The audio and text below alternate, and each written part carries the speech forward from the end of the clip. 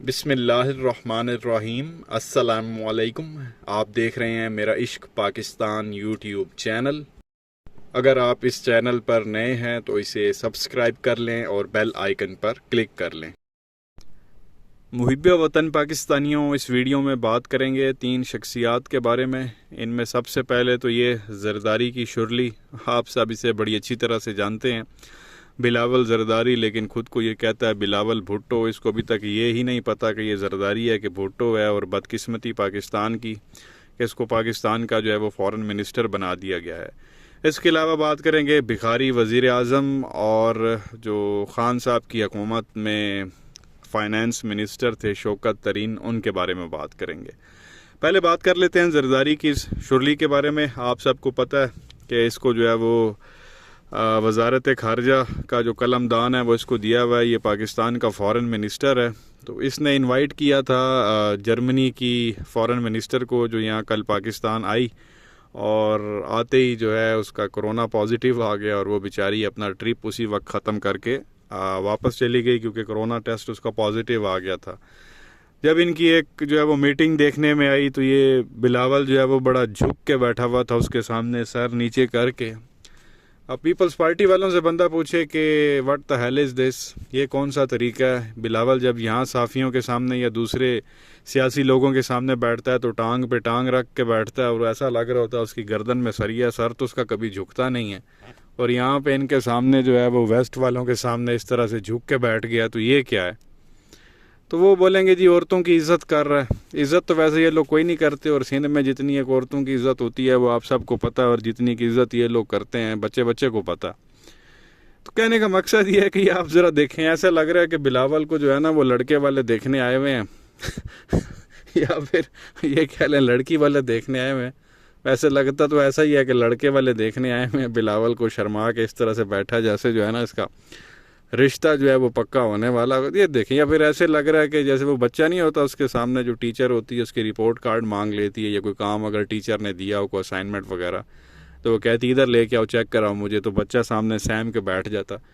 वो वाला मंजर जो है ना ये तस्वीर पेश कर रही है। किसी एंगल से जो है ये शख्स पाकिस्तान का जो है वो वज़ीर ख़ारजा नहीं लग रहा, फ़ॉरेन मिनिस्टर नहीं लग रहा।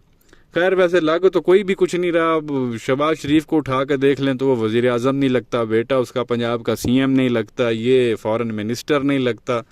तो चुन चुन के इन लोगों ने जो है ना वो लतीफ़े पाकिस्तान पर मुसल्लत किए हैं। आटे का छान होता ना, आटा बंदा अगर वो छाने तो ऊपर जो वो छान रह जाता, वो पाकिस्तान पर जो है इन लोगों ने मुसल्लत किया चुन के।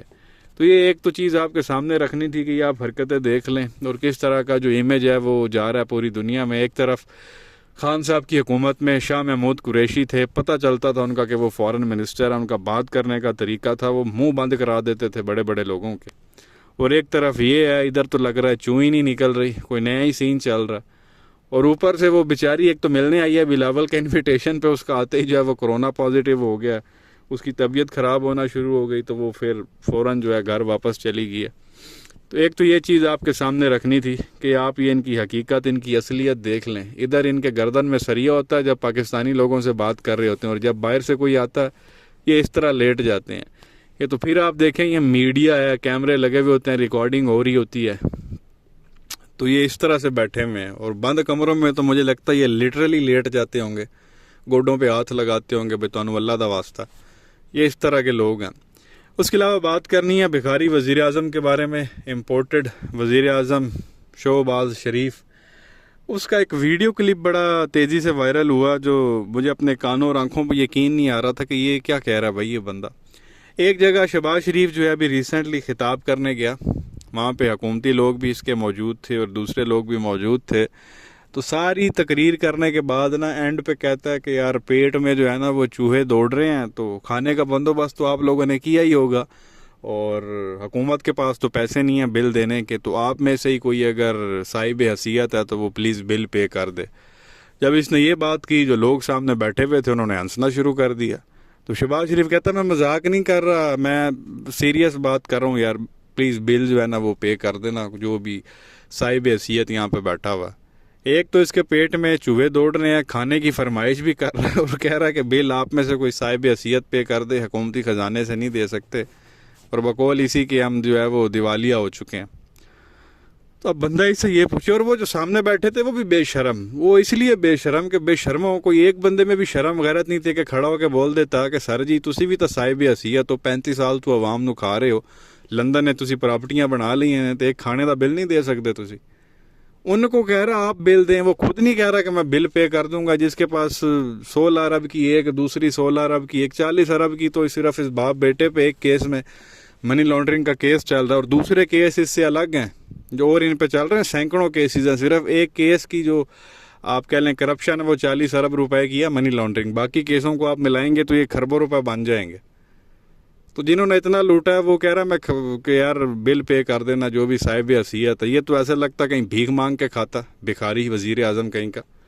तो ये तोहफा जी लतीफ़ा मुसल्लत हुआ हुआ पाकिस्तान पे, और अल्लाह पाकिस्तान पे रहम करे। पता नहीं क्या सोचा गया जो उसको हम पे मुसल्लत कर दी है। इन लोगों को ड्रामेबाजी और कॉमेडी करने के अलावा कोई दूसरा काम ही नहीं आता। और क्या भी रहा, मैं बाहर गया हूँ तो वहाँ पे जाके मैंने उनको बोला, मैं आपको लगता होगा मैं मांगने के लिए आया हूँ, लेकिन मैं मांगने नहीं आया, लेकिन क्या करें हमारे मुल्क को आपकी ज़रूरत है। ओ भाई तू जहाँ मांगने जा रहा है उनको नहीं पता कि तेरे ऊपर केस चल रहे हैं और तू करप्ट आदमी है, और पूरी तेरी जो है वो ख़ानदान करप्ट आदमी है। तुम लोगों के ऊपर जो है वो BBC की डॉक्यूमेंट्रीज बनी हुई हैं, इंटरनेशनल अखबारात में तुम लोगों की कहानियाँ छपी हुई हैं, वो तुम लोगों को क्यों पैसे देंगे? तो चोर बंदे को तो कोई पैसे भी नहीं देता भाई। ये सऊदीया गया उन्होंने ठेंगा दिखाया, UAE गया उन्होंने ठेंगा दिखाया, तुर्की गया इन्होंने ठेंगा दिखाया, वो बड़े भाई के पास उधर जाके लंदन में घूमता रहा। ये सारे जो 4-5 इसने दौरे किए हैं वो तो एक गरीब आवाम के टैक्स के पैसे से किए हैं, और जिधर भी गया अगलों ने ठेंगा दिखाया, 1 रुपया नहीं दिया, उल्टा गरीब आवाम के जो है ना ये पैसे लगा के आ गया जो ये ट्रैवलिंग करता रहा। और अब कह रहा जी कि बिल पे कर दो। यार खुदा का खौफ करो यार, कोई शर्म गैरत करो। कितना को एक बिल आ गया होगा, कितने के लोग बैठे हुए थे, 100-200 को 1,00,000-1,500 बिल आ भी जाता तो क्या हो जाना था। तो बहरहाल ये सोच ही भिखारियाँ लिए जी। और जब आवाम को खुद ही कहता है कि आवाम भिखारी है, beggars can not be choosers, तो कहानी ख़त्म हो जाती। उसके अलावा आप जो बात करनी है ये सीरियस नोट पे एक इम्पॉर्टेंट चीज़ आपके सामने रखनी है। शौकत तरीन साहब, ख़ान साहब की हुकूमत में ये फाइनेंस मिनिस्टर थे, वज़ीर ख़जाना। इनका जो है वो कल एक प्रोग्राम आया, एक प्रोग्राम में ये बैठे हुए थे ARY न्यूज़ पर, दी रिपोर्टर्स एक प्रोग्राम आता है आई थिंक 7 बजे ARY न्यूज़ पे। उसमें इनको जो है वो एज अ गेस्ट बुलाया हुआ था। चौधरी गुलाम हुसैन प्रोग्राम करते हैं, सब लोग जानते भी हैं, बड़े खुल के वो बात करते हैं धड़ल्ले से। उन्होंने अपने प्रोग्राम में जो है वो इनको बुलाया हुआ था, शौकत तरीन साहब को। शौकत तरीन ने उस प्रोग्राम में इंकशाफ किया है कि कुछ हफ्ते पहले मुझे मुक्तदर हल्के या ताकतवर हल्के आप कह लें, उन्होंने मुझे बुलाया हुआ था, और उस मीटिंग के अंदर मिफ्ता इस्माइल ऑलरेडी मौजूद था, रज़ा बाकर मौजूद था, तारिक बाजवा उसके अंदर जो है वो मौजूद था, हफीज़ शेख मौजूद था। ये जितने भी इकॉनमी के बड़े बड़े नाम हैं यहाँ पाकिस्तान में, ये बैठे हुए थे उस मीटिंग के अंदर। और वो मुक्तदर हलकों के लोग भी, आपको पता कि वो कौन बंदा है, वही बात आ जाती कि वो कौन था, वो वहाँ बैठा हुआ था।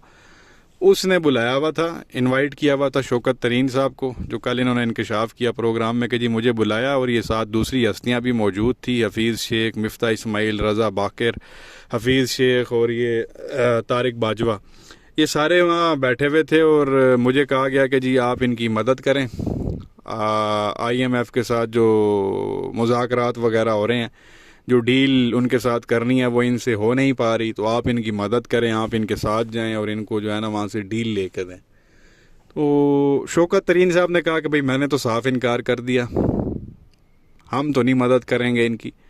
कहा गया जी कि मुत्तहिद होकर ही जो है वो मुल्क को आगे लेके जाया जा सकता है, तो आप इनकी मदद करें। और जब अच्छा खासा मुल्क चल रहा था तो इनको निकालने की क्या ज़रूरत थी फिर। हालांकि शौकत तरीन साहब, जब खान साहब की हुकूमत थी तो खान साहब ने शौकत तरीन को भेजा था ही नहीं मुक्तदर हलकों के पास कि उनको जाके बताओ कि कोई नया तजर्बा मत करना, ये इकॉनमी बैठ जाएगी, बड़ी मुश्किल से ऊपर उठाई है। फिर भी उन्होंने तजर्बा कर लिया, मुल्क का सत्यानाश कर दिया, और अब खान साहब के लोगों के पास भेज के कह रहे हैं कि वापस आओ तो यार कोई ना मुल्क की मुईशत जी है बेहतर करने च मदद करो।